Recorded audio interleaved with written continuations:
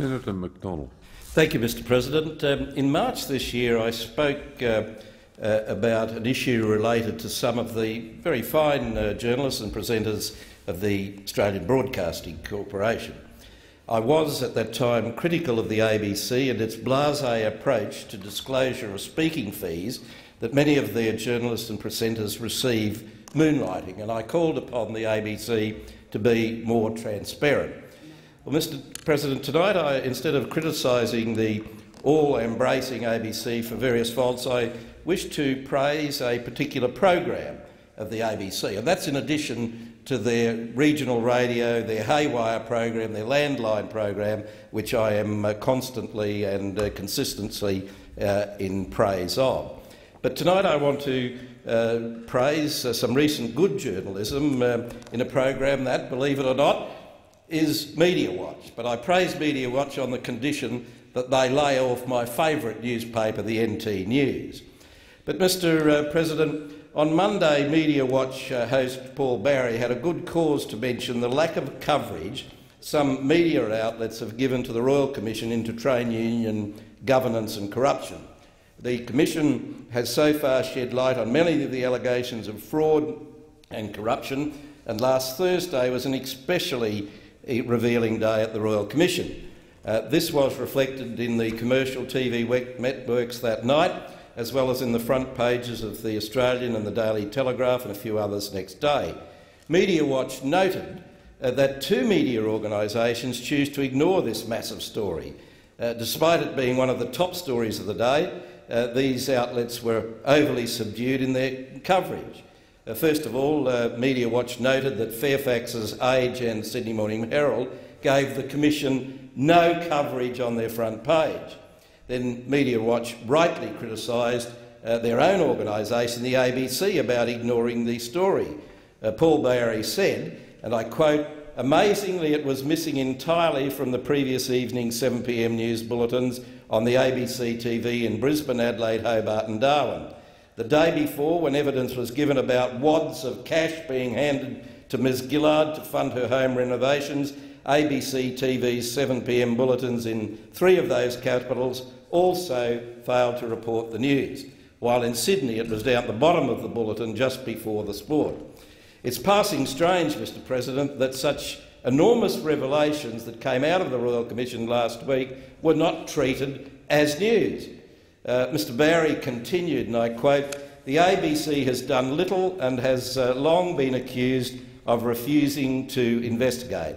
Up till now, perhaps one might have given the ABC the benefit of the doubt, but with sensational evidence being given under oath last week to a Royal Commission, there is surely no justification for ignoring it." He then agreed with journalist Andrew Bolt, who said, and I quote, "The ABC has run absolutely dead on the Julia Gillard slush fund scandal, absolutely dead. It's been not a story, it's been terrible. The rare time, say in Melbourne, the 774 presenter John Fane has ever talked to reporters covering it, it's all been, when he has talked to them, to yell at them and heckle them," and that's according to Andrew Bolt. Bolt has pointed out that John Fane has been an extremely vocal critic of the Royal Commission, right up to and through to him reading out an alleged statement from a then-future Commission witness on his program on June the 10th. Bolt says that Fane, over the length of the Commission, has played down or largely ignored the AWU slush fund scandal involving Julia Gillard, has fudged incriminating details, has dismissed allegations now being investigated by Victorian police and a Royal Commission into union corruption as a house of cards, and has conducted belligerent and hostile interviews of journalists Michael Smith and Mark Baker, who uncovered many details of the scandal. According to Bolt, John Fane also attacks the Royal Commission as intensely political, refers to the Royal Commission as an investigation into skullduggery, declining to use the word corruption in its title, and says some other very curious things about the Commission. In fact, just yesterday, Mr Fane made some extraordinary claims about the Royal Commission when, according to The Australian, he called the Royal Commission bizarre and Kafkaesque. Joining Mr Fane in this supposedly unbiased commentary was someone equally impartial to the Commission's objectives, that is ACTU Assistant Secretary Tim Lyons. Incredibly, Mr Fane said, "We may get to share a cell if we're found to be in contempt, but this Royal Commission to me seems to be becoming more bizarre by the days." You wouldn't be surprised to hear that Mr Lyon agreed with Mr Fane. Mr Fane has been reprimanded before by his bosses for not being impartial in relation to the Royal Commission, and it would seem that he needs to be reprimanded again.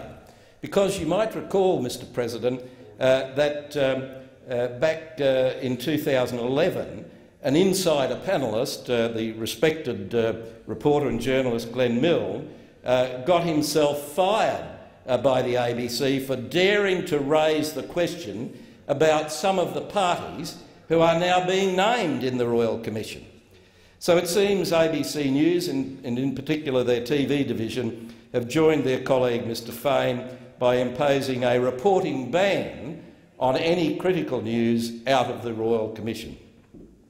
The ABC's Editor-in-Chief, Mr Scott, really needs to review his organisation's coverage of the Royal Commission and instruct them to report accurately, widely and fairly in a balanced way. That is what the public demand for their dollar.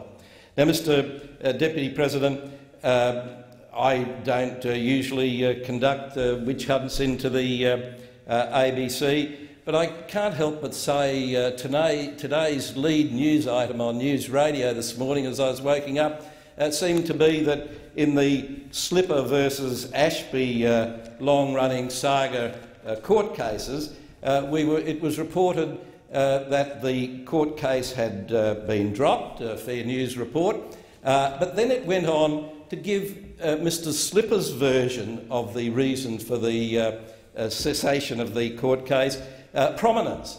The ABC said, quoted Mr Slipper as saying that the dropping of the case absolutely vindicated him, completely exonerated him from all blame and showed that it was all a witch hunt. Now, Mr President, I don't want to get into the rights or wrongs of that case. The further I keep away from it, the better. But I'm talking about the ABC's News's coverage of that statement. So they played at some length Mr Slipper's view on what the cessation of the court proceedings meant, but nowhere did the ABC report Mr Ashby's view. And reading The Australian, I assume this is correct, but reading The Australian, Mr Ashby said, "Mr Slipper has been mentally unwell. Under such circumstances, I do not wish to continue lengthy proceedings that could potentially cause him great harm." Now, why wouldn't the ABC give both sides of the story? Not saying which one's right, but if you're going to present one, you must surely present the other. The Australian said this in putting an end to the long-running sexual harassment case against his former boss.